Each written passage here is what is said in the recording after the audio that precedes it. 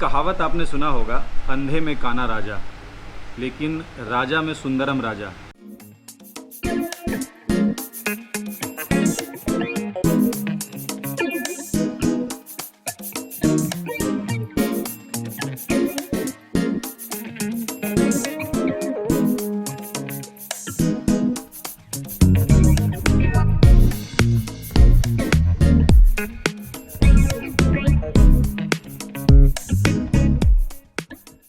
एक कहावत आपने सुना होगा, अंधे में काना राजा, लेकिन राजा में सुंदरम राजा। ये मैं बता रहा हूँ वो इसलिए क्योंकि नौगछिया एक बहुत ही छोटा जगह है और नौगछिया जैसे छोटा जगह पे एक इस क्लास का रेस्टोरेंट के बारे में कंसेप्ट सोचना ये किसी खतरे से कम नहीं है। बहुत बड़ा खतरा है कि आप इस तरीके के रेस्टोरेंट का प्लानिंग करते हैं और प्लानिंग करने के बाद उसे एग्जीक्यूट करके रेस्टोरेंट ओपन भी कर लेते हैं और उसे चला भी लेते हैं, क्योंकि ये एरिया बहुत ही बैकवर्ड एरिया में आता है। वैसे भागलपुर में भी स्मार्ट सिटी तो लग गया है, लेकिन भागलपुर कहीं से स्मार्ट सिटी दिखता नहीं।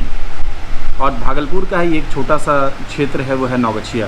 तो नौगछिया में इस तरह का आपको रेस्टोरेंट मिल रहा है, तो हम लोग बहुत खुशकिस्मत हैं कि हमें घर के पास एक ऐसा रेस्टोरेंट मिल रहा है जो हमें बड़े सिटी की ओर जाने से रोकता है, बल्कि हमें यहाँ पे वो सारी सर्विसेज दे देता है जो आप एक बड़े सिटी से एक्सपेक्ट करते हैं।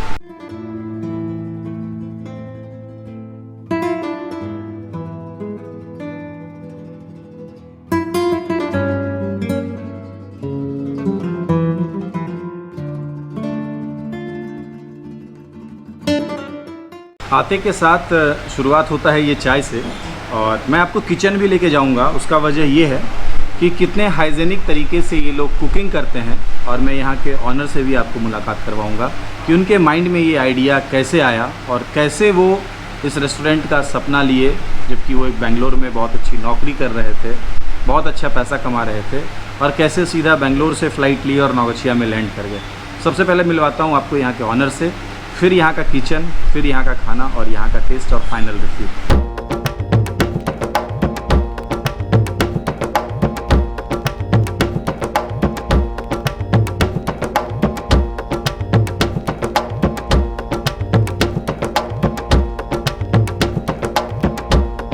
हमारे साथ हैं श्रीजीत सुंदरम, जो कि इस रेस्टोरेंट के प्रोप्राइटर हैं, ऑनर हैं, और एक चीफ सर्वेंट भी इनको कह लो, क्योंकि अगर कोई नहीं होता है तो यहाँ पे साफ़ सफाई से लेकर के सारा सब काम इनको खुद देखना होता है।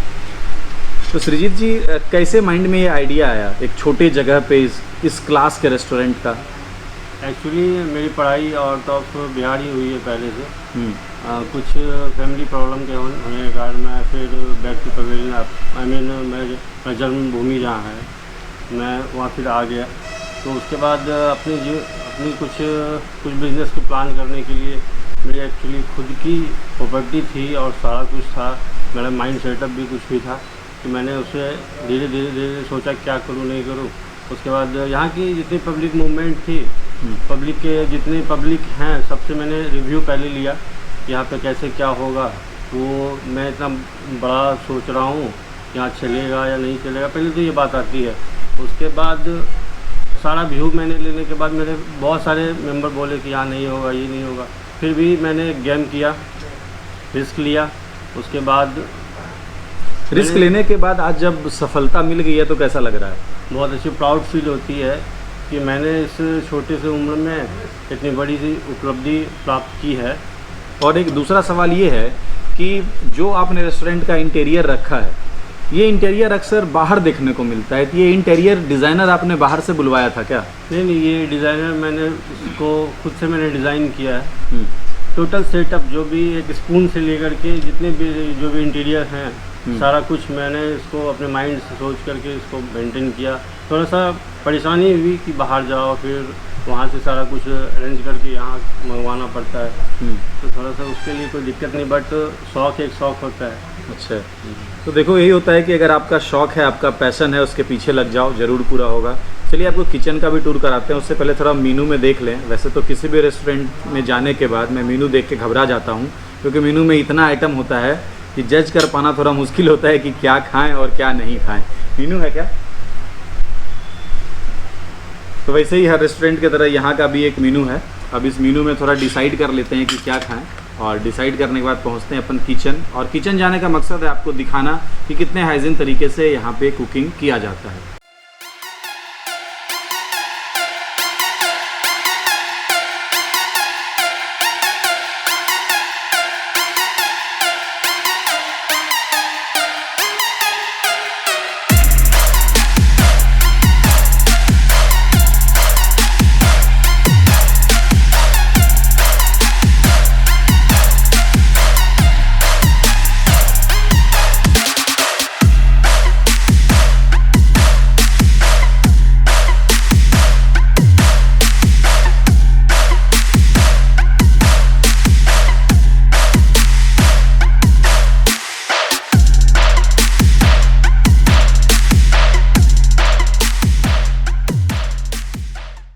आज बहुत दिनों बाद जो है फिर से रेस्टोरेंट का खाना खाने को मिल रहा है, क्योंकि लॉकडाउन होने की वजह से पहले भी नहीं जा पाता था, लॉकडाउन जब शुरुआत हुआ था।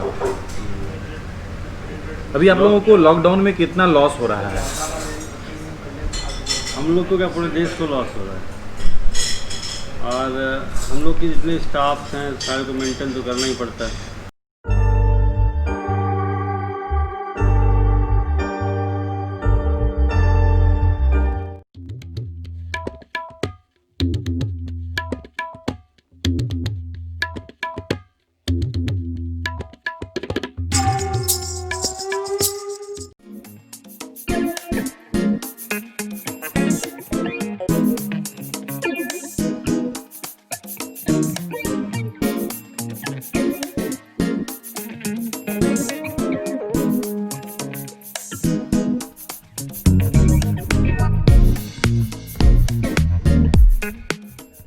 खाना पीना हो गया, और अगर हम एक्सपेंसिव की बात करें तो जगह के हिसाब से, टेस्ट के हिसाब से और जिस हाइजीन के तहत ये लोग खाना सर्व करते हैं उस हिसाब से बहुत ज़्यादा एक्सपेंसिव नहीं कहा जाएगा।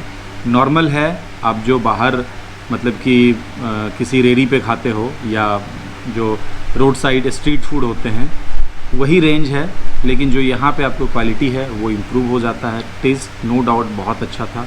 और जो सबसे ज़रूरी बात है वो ये है कि किसी भी व्यापार को करने से पहले व्यवहार बहुत ज़रूरी होता है। तो जो यहाँ के स्टाफ मेंबर का, यहाँ के ऑनर का जो मुझे बिहेव मुझे बहुत अच्छा बिहेव लगा। ये लोग बहुत अच्छे से चीज़ों को सर्व करते हैं। और कई सारे रेस्टोरेंट मैंने देखा है, इवन बहुत बड़े बड़े रेस्टोरेंट में आप चले जाओ, मतलब आखिरी में आपको वो बाउल नहीं देते हैं, मतलब ऑन टेबल पे जो सर्व करते हैं कि आप टेबल पे ही हैंड वॉश कर लो, वो चीज़ आपको नहीं मिलेगी। लेकिन एक छोटे जगह पे अगर ये चीज़ें हो रही हैं, दैट मीन्स कि ये लोग अपने आप को बहुत अच्छे से अपग्रेड करके काम करने की कोशिश कर रहे हैं। अगर आप ये वीडियो देख रहे हैं और आप नौगछिया आसपास से हैं, इवन आप अगर भागलपुर पूर्णिया से भी हैं, तो भी एक बार आप इस रेस्टोरेंट में ज़रूर विज़िट कीजिए। आपको एक बहुत ही प्लीज़र मोमेंट मिलेगा, शायद मेमोरेबल मोमेंट मिलेगा। और यहाँ का जो इंटीरियर है उसका तो कुछ कहना ही नहीं है। इसके साथ ही इनके पास एक बाहर में थोड़ा सा एक ओपन स्पेस भी है, जहाँ से बैठ के आप NH का नज़ारा ले सकते हो, जहाँ से गाड़ियाँ हमेशा निकलते रहती है। चलिए इस वीडियो में इतना ही, मिलते हैं किसी और वीडियो में। और अगर वीडियो अच्छा लगा तो कुछ नहीं करना है, लाइक कर देना है। वीडियो कैसा लगा कमेंट में बता सकते हैं। चैनल पे नए हैं तो सब्सक्राइब कर लीजिएगा। Thank you, bye bye.